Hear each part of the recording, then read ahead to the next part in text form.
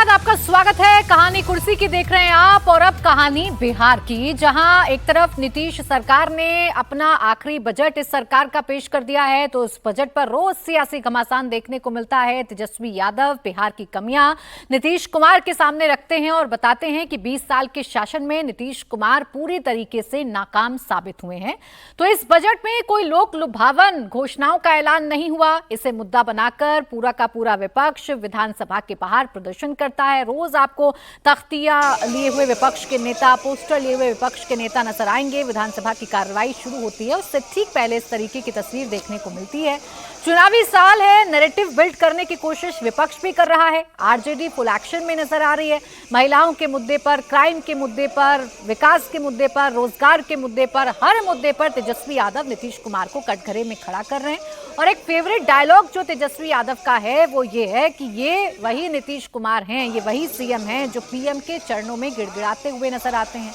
तो इसका जवाब भी नीतीश कुमार की तरफ से उसी अंदाज में सदन के अंदर दिया जाता है। और नीतीश कुमार ये कहते हैं कि अभी तुम बच्चे हो, तुम्हें इस बात की जानकारी नहीं है कि ऐसे वक्त में आपके पिता को हमने मुख्यमंत्री बनाया था जब आपके अपने ही लोग, आपके अपने ही जात के लोग आपके खिलाफ खड़े हो गए थे। ऐसे वक्त में आपके पिता को हमने मुख्यमंत्री बनाया था। हालांकि नीतीश कुमार ने बयान दिया तो पूरा का पूरा जो आरजेडी का इकोसिस्टम है वो नीतीश कुमार को फैक्ट करेक्ट करने की कोशिश करने लगा। चाहे फिर रोहिणी आचार्य हो, तेजस्वी यादव हो, नीतीश कुमार पर अटैकिंग मोड शुरू हो गया है। लेकिन कुल मिलाकर आप ये कह सकते हैं कि बिहार के चुनावी रण में तेजस्वी यादव 20 साल पहले के बिहार की बात तो नहीं करते, लेकिन अपने 1.5 साल का जो कार्यकाल है नीतीश कुमार के साथ मिलकर उसकी उपलब्धियों को बताते हैं। तो नीतीश कुमार ये बताने या समझाने की कोशिश करते हैं कि 20 साल पहले तो बिहार में कुछ नहीं था, जो किया वो हमने ही किया। अब देखना ये होगा कि लड़ाई कहां तक जाती है, बिहार का चुनाव किन मुद्दों पर सेट होता है। लेकिन फिलहाल जो सियासी घमासान या बयानबाजी सदन के अंदर चली वो आपको सुनवा देते हैं। तुम्हारे पिता को हम ही बनाए थे, वो जब आए थे उस समय नहीं था। ये सब फालतू छोड़ो। अरे पूरा जात वाला भी, अरे तुम्हारे जात वाले भी जो जात थे हमको कहते थे काहे के लिए आप कर रहे हैं, तो हमने तो उसी आदमी को बना दिया, बनवाया था। आई सब कुछ नहीं जानते हो। अब बाद में जब गड़बड़ कर रहे थे, जो गड़बड़ कर रहे थे, जो पिछड़ा और अति पिछड़ा, आज नहीं, जो हम लोगों के नेता थे कर्पूरी जी वो किए थे, तो वो करना चाहते थे कि अब पिछड़ा अति पिछड़ा का बंद करके खाली पिछड़ा करेंगे। हमने कहा फालतू बात है। 94 में हम अलग हो गए और बाद में जितना हमने काम किया सब लोगों के साथ, आप लोगों का कोई काम था, जो काम था मेरा था, ये आपका काम था। अरे जब गड़बड़ किए तो एक बार लिए थे, हरा दिया, और दूसरी बार भी गड़बड़ किया, दूसरी बार भी हरा दिया, और अब कहीं से नहीं, इधर उधर नहीं, हम लोग एक साथ मिलकर काम किए, हम लोग सब के लिए साथ रहेंगे। अब कुछ नहीं है। कौन काम किया था ये लोग? बैठ, फालतू बात है। कोई सीएम पीएम के पैर पर गिरता था, गिड़गिड़ाता था जी 2005 से पहले। 2005 से पहले जैसा रिवर्स गियर में कोई गाड़ी चलाने वाला नहीं था, जैसा ही मुख्यमंत्री जी चलाते। 2005 से पहले विश्व प्रसिद्ध पलटी मार नेता कोई नहीं हुआ करता था। मुख्यमंत्री जी जब बोलते तो 10 साल से वही एक ही टेप रिकॉर्डर बजता रहता है। सब तो हो ही गया, सब तो हम कर ही दिया, कुछ बचा है? 10 साल से यही सुन रहे। एक बरसात में सैकड़ों पुल गिर जाना, एक ही मेगा पुल 3-3 बार गिर जाना, बालिका गृह कांड हो जाना, सृजन घोटाला हो जाना, पलायन नंबर 1 बिहार, महंगाई की महामारी, स्मार्ट बिजली मीटर उर्फ चीटर मीटर का उलटफेर बिजली का बिल, सबसे महंगा बिहार का बिल बिजली का, चूहा 800 करोड़ का बांध खा जाता है, चूहे ने 9 लाख लीटर दारू पी जाता है। बिहार में चूहों की बहार है क्योंकि मुख्यमंत्री नीतीश कुमार है। सरकार खटारा, सिस्टम नकारा, मुख्यमंत्री थका हारा, आम आदमी फिर रहा मारा मारा। यही असलियत है महोदय, इस सरकार की 20 साल की असलियत यही है। देखिए, नीतीश कुमार जब सार्वजनिक तौर पर बोलते हैं तो ये बताते हैं कि 20 साल पहले बिहार में कुछ नहीं था, सब हमने कर दिया है। और उसी बात पर तेजस्वी यादव चुटकी लेते हुए नजर आ रहे हैं, जो कमियां हैं सरकार की वो गिना रहे हैं।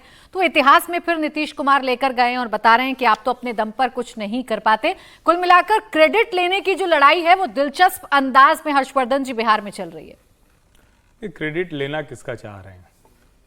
दोनों सरकारों ने ऐसा कमाल नहीं किया है। प्रति व्यक्ति आय में सबसे नीचे बिहार, पलायन के मामले में सबसे आगे बिहार, उद्योगों के मामले में सबसे घटिया बिहार, बड़ी बड़ी बातें करने में सबसे आगे बिहार। और उसके बाद भी अगर बिहारी होने पर कुछ बचा हुआ हो तो जिस हिस्से में जाते हैं वहां पर उनको सारी समस्या के लिए दोषी मान लिया जाता है। और ये नेता उसको कुछ नहीं बोलते हैं क्योंकि उनको लगता है कि वहां भी कोई राजनीतिक समीकरण सज जाएगा क्या। इसमें कोई संदेह नहीं है कि 2005 वाले नीतीश कुमार 2005 से 10 की सरकार में उस जंगल राज से खींचकर बाहर लाए जो लालू प्रसाद यादव ने गड्ढा करके डाल दिया था बिहार को अंदर। अपराध, भ्रष्टाचार, हत्या, रंगदारी, ये सब सामान्य घटनाएं हो गई थी और वहां से नीतीश कुमार खींचकर लाए, इसलिए उनको सुशासन बाबू कहा जाने लगा। किसी देश के पैमाने पर नहीं कहा गया था। बिहार का पैमाना इतना नीचे हो गया था कि नीतीश कुमार सुशासन बाबू हो गए। लेकिन आज बिहार को बहुत आगे जाने की जरूरत है। आज इसी से आप अनुमान लगाइए कि उत्तर प्रदेश का बजट 8,08,000 करोड़ का है, बिहार का बजट से 3 लाख करोड़ का है। इतना कम क्यों हो गया भाई? उत्तर प्रदेश और बिहार में इतना फासला क्यों हो गया? आज भी वहां ढंग के 2 शहर नहीं है। आज भी आप सोचिए, बिहार की राजधानी पटना, वहां पे आप चले जाइए तो आपको लगे कि अरे कहने को कुछ विस्तार हो गया है, कुछ फ्लाईओवर बन गए हैं, कुछ सड़कें नहीं बन गई हैं, लेकिन एक शहर की जो संरचना होनी चाहिए, शायद देश की कोई और राजधानी इतनी अव्यवस्थित नहीं होगी। बिहार को पूर्ण बहुमत की सरकार चाहिए, क्लियर कट मैंडेट चाहिए, जिससे इस तरह से चाचा भतीजे एक दूसरे से जो खेल खेलते हैं ना, ये विधानसभा में खेलना बंद हो। 20 साल पहले के बिहार से कंपैरिजन करने के लिए अवधेश जी बार बार नीतीश कुमार कहते हैं, जनता से भी कहते हैं 20 साल पहले देखिए ना, कुछ नहीं हुआ था, जो सब किए हैं वो हम ही तो किए हैं, यही तेजस्वी यादव बताते हैं। लेकिन तेजस्वी यादव को बताते हैं नीतीश कुमार, लेकिन 20 साल पहले तक कब तक कंपैरिजन करता रहे बिहार की जनता, और कब तक नीतीश कुमार ये बताते रहेंगे कि हमने सब कर दिया है? नहीं, अगर लालू यादव और तेजस्वी यादव के साथ बहस होगी तो उसको तो याद रखा ही जाएगा, क्योंकि वो कोई सामान्य स्थिति नहीं थी। और जो कुछ नीतीश कुमार जी ने विधानसभा में कहा है उसमें वो केवल अपने बारे में जो बोलते हैं उसमें आप थोड़े किंतु परंतु लगा सकते हैं, लेकिन लालू प्रसाद यादव की पॉलिटिक्स, उनकी शासन नीति, उनकी अर्थव्यवस्था, उनकी सामाजिक न्याय, आरक्षण को लेकर के उनका दोहरापन, उस सब पर वो बातें सच है, इसमें कहीं कोई दो मत नहीं है। बिल्कुल एक उस समय तो मैं समझता हूं कि ऐसा कौन होगा, क्या पिछड़ी जाति के बच्चों को उठा के नहीं ले जाते थे 5,000 रुपया के लिए? रात में कोई किसी को उठा लेगा, फोन करा है 5,000 दो तो बच्चे को छोड़ेंगे, ये हालत थी। 5,000 रुपया आपके पैकेट में हो तो शाम को 5 बजे के बाद निकल नहीं सकते थे। और नीतीश कुमार की 2010 में ऐसी छवि थी कि आपको पता है 209 सीटें दोनों मिलकर लाए थे। और मैं जब घूम रहा था तो मैं ये बिहार को भी और देश को भी बताना चाहता हूं। मैंने कहा एक यादवों के गांव में चलते हैं। मैं एक यादव जी के गांव में गया महाराजगंज में, मैंने पूछा भाई आप लोग किसको वोट दे रहे हैं? कहा कि सुशासन को वोट दे रहे हैं। मैंने पूछा भाई यादव लोग तो लालू जी को वोट देते हैं। उसने कहा कि भाई अगर यादव लालू जी को वोट देते तो अभी तक मेरे गांव में आप गाड़ी से पहुंच ही नहीं पाते। तो यादवों के अंदर भी उस समय थोड़ा बदलाव हुआ था। लेकिन नीतीश जी को जब से ये हमारे 3-4 स्वनाम धन्य पत्रकारों ने एक महत्वाकांक्षा पैदा कर दिया कि आप नरेंद्र मोदी के विरुद्ध बोलेंगे, आप सेकुलरिज्म के चेहरा होंगे, तो जो थर्ड फ्रंट या ऐसा कुछ भी बनेगा तो उसमें आपका चेहरा आगे होगा, यूनाइटेड फ्रंट की तरह आप प्राइम मिनिस्टर हो सकते हैं।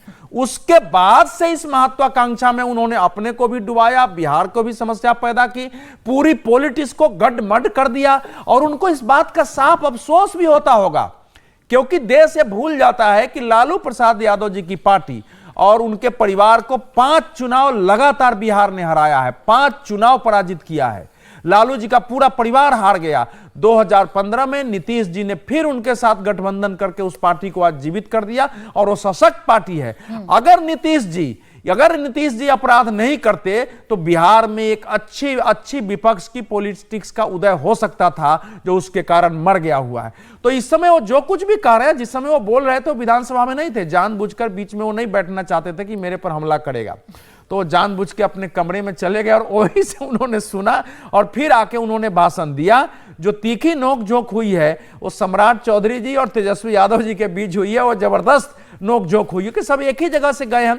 लेकिन इस समय देखिए हर्षवर्धन जी जो बोल रहे हैं वो एक बड़े बड़े कैनवास पर ठीक है। इस समय अगर आप पटना जाएंगे और हम लोगों ने जो पटना देखा है उसमें कोई मतलब याद ही नहीं आता है कि वो पटना है। मैं अभी गया था और आपको भी बताऊंगा हर्षवर्धन जी, सबको, दर्शकों को, कि दुनिया में गांधी जी का कोई श्रेष्ठ सेंटर बना है तो इस समय पटना में हमें देख के आया हूं बापू टापर। उस समय का मैं भारत में और बाहर का भी जितनी जानकारी मेरे पास है वो अद्भुत नीतीश कुमार ने बनाया है। और आंदोलनों को लेकर के छोटे छोटे लोगों का जो आंदोलनों में योगदान था, गांधी जी का जो कंट्रीब्यूशन था, सुभाष बाबू का कंट्रीब्यूशन था, अद्भुत तरीके से। ऐसा ही बहुत सारी चीजें। बिहार पर जो चर्चा है वो तो बहुत लंबी हो जाएगी, क्योंकि बिहार पर चर्चा करने के लिए बहुत कुछ है और चुनावी पॉलिटिक्स में तो दिखाना पड़ेगा। थोड़े काम जो हुए हैं वो कल्पना से परे था कि बिहार में ये सब नहीं हो सकता है। नीतीश कुमार दिखा भी रहे हैं, तेजस्वी यादव बार बार उन पर सवाल खड़े कर भी रहे हैं और नीतीश कुमार आखिर में ये भी कह देते हैं कि अब हम जहां हैं हम वहीं रहेंगे। यानी वो जानते हैं कि उनको लेकर आशंकाएं हमेशा बनी रहती हैं। खैर आगे बढ़ते हैं, बात करते हैं अमेरिकी राष्ट्रपति डोनाल्ड ट्रंप की, जिन्होंने रेसिप्रोकल टैरिफ का ऐलान कर दिया है। उन्होंने अमेरिकी संसद को बता दिया है कि 2 अप्रैल से अमेरिका रेसिप्रोकल टैरिफ की शुरुआत कर देगा, यानी कि अमेरिका भी दूसरे देशों पर टैरिफ लगाना शुरू कर देगा।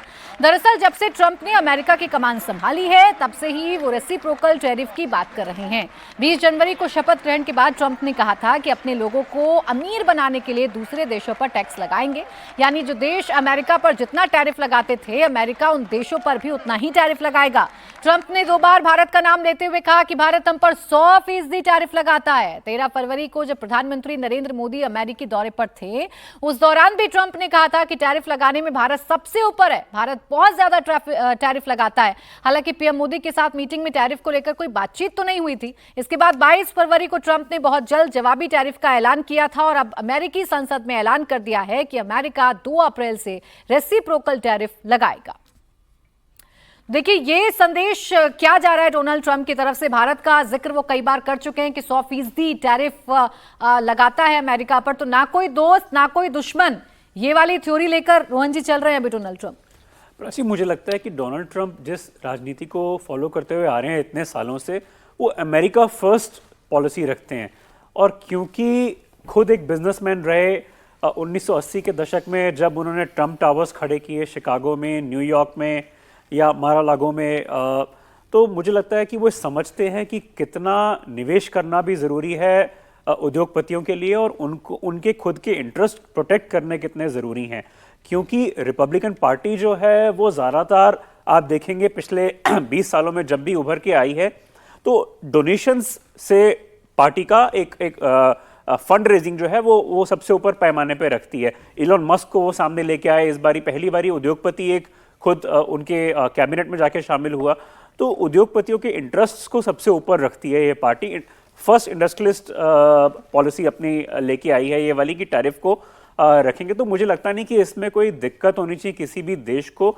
जो देश अमेरिका से इतने समय से प्रॉफिट्स ले रहे हैं, चाहे वो यूरोप के हों, एशिया के हों, भारत हो, कोई भी हो, तो वो प्रॉफिट्स लेते हुए आए हैं। तो अमेरिका को भी एक मुझे लगता है कि एक हक जरूर है। तो ट्रंप ने कोई गलत ऐसा नहीं निर्णय लिया, इसमें कोई ऐसा नहीं होना चाहिए कि किसी देश को दिक्कत होनी चाहिए। आफ्टर ऑल हमने उन चीज़ों के मुनाफे काफ़ी इतने सालों से रखे हैं अपने पास में, तो वो तो अपनी जिसे कहते हैं मेक अमेरिका ग्रेट अगेन, मागा बार बार वो कहते हैं। मुझे नहीं लगता कि कोई दिक्कत होनी चाहिए। बस एक लाइन हर्षवर्धन जी, फिर मुझे ब्रेक नहीं, मुझे लगता है कि डोनाल्ड ट्रंप को जरा ये सोचना चाहिए। पहली बात तो किसी देश पर कोई एहसान नहीं करते थे, बाजार जहां होगा वहां के हिसाब से काम होगा और वहीं की कंपनियां बड़ी हो रही थी। अब अगर ये वो कर रहे हैं, ये उनके लिए उल्टा भी हो सकता है। भारत के पास बाजार भी है, भारत के पास कंपनियां भी बड़ी हो रही हैं। मुश्किल चीन जैसे देशों को हो सकती है जहां पूरी की पूरी तरह बाजार था, यूरोपीय यूनियन के देशों को हो सकती है। भारत उन स्थितियों से एकदम इतर है, उसको लाभ ही हो सकता है अगर आत्मनिर्भर भारत को बहुत अच्छे से लागू किया। क्या इंपैक्ट पड़ेगा ये तो आने वाला वक्त बताएगा। बहरहाल बहुत शुक्रिया आपका रोहन जी, हर्षवर्धन जी, अवधेश जी हमारे साथ जुड़ने के लिए, कहानी कुर्सी की में चर्चा में शामिल होने के लिए।